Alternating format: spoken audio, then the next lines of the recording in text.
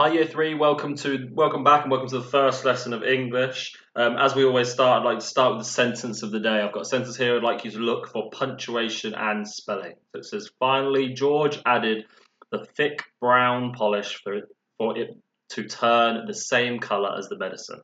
It says, finally, George added the thick brown polish for it to turn the same colour as the medicine. If you can pause the video now and then write down the corrected sentence in your books, please. Okay, brilliant. We're going to go through the answers now. So we're starting off with our finally. We've already got a capital letter there, so we don't need to correct that. However, the word George is a name. It's a proper noun, which means that we need to have the punctuation at the start, which is a capital letter for George. Then going on, we've got the word added.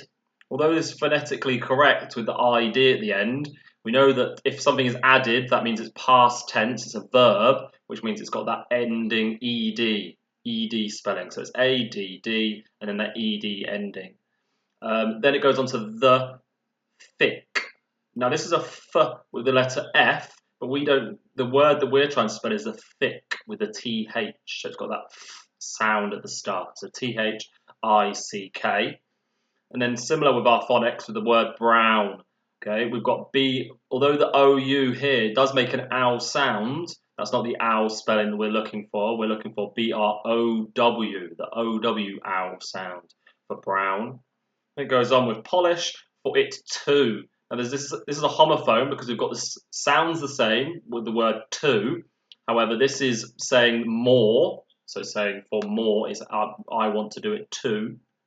Okay, and this is the one that we're looking for, it to turn into something. So the word to, no double O for that one.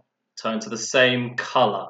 Now, a lot of people spell the word colour wrong, which is why I put it on here. This is actually the way Americans spell it, with the O-U, without the U, whereas we spell it COLOUR, okay, as the medicine. Okay, going on with the lesson then. So today we're looking at developing comprehension of an instruction text. But I had a bit of an issue yesterday. I wanted to get a cheese toastie. I was so hungry and I wanted a cheese toastie, but I just didn't know how to make it. And I was wondering if you could think of a way of how I could find out how to make one. What would I need to make a cheese toastie? How would I find out the steps maybe? What would I need? Brilliant. I need a recipe. Okay, I'm not sure. A lot of you have seen recipes in books or when you're doing your baking, which we've seen loads of pictures of, or you might have just gone online and found a recipe. But a recipe is just a set of instructions for creating a meal, including a list of ingredients. Okay, so it's a basic and it's instructions to do something, to make something. Obviously, recipe is more specific for food, whereas other instructions are to make other things. So I found a recipe eventually, but the problem was it was all mixed up. It was all in a different order. And what I would like you to do, there's a worksheet on it with all the mixed up cheese toasty instructions. And I would like you to read them, and your task for today is to try and put them back into the correct order.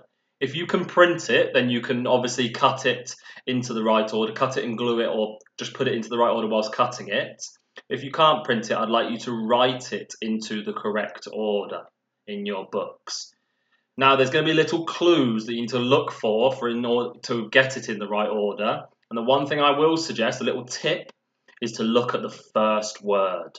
Okay, that first word, that time adverbial at the start, gives you a very good hint about it. And then other than that, you're just going to have to use your knowledge of a cheese toastie and think about, well, look at it and read it after and check, does it flow? Does it work that this one is after the one before?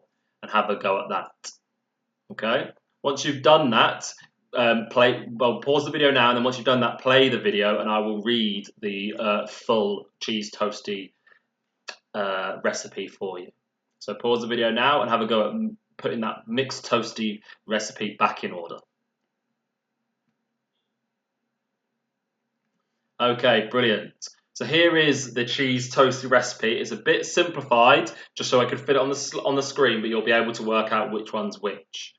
So it starts with our title up here, which just tells us what the recipe is for. So we've got a cheese toastie. And the part that you didn't have to order, but is a part that we're going to add when we start writing our own recipes later next week, is going to be the ingredients, the things that you need in order to make them. Now, this is something very specific to recipes, okay? So our recipes and instructions, because you need to have all the ingredients or you need to have the equipment before you start making something. Then it goes on to our method, and our method is how you make it. So the first one was, first, grill one side of the bread under a medium heat. That time adverbial at the start, first, gives us a very good clue that that is a first step. Then it says, meanwhile, slice or grate the cheese carefully.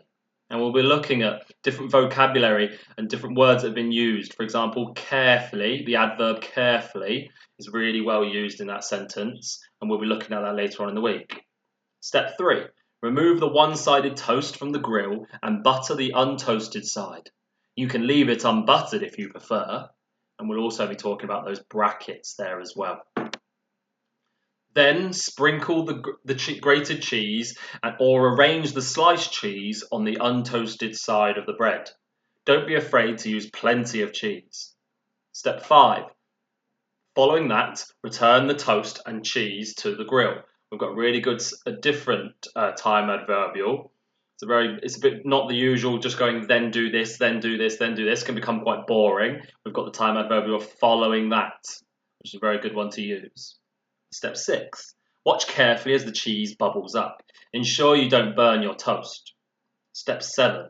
Next, put your oven gloves on and remove from the grill when the cheese is just right for you. Some people like their cheese only slightly melted. Others like it to be brown and a bit burnt. And then the final step, which is told by that finally time adverbial. Finally, wait for the cheese to cool down a bit and then tuck in.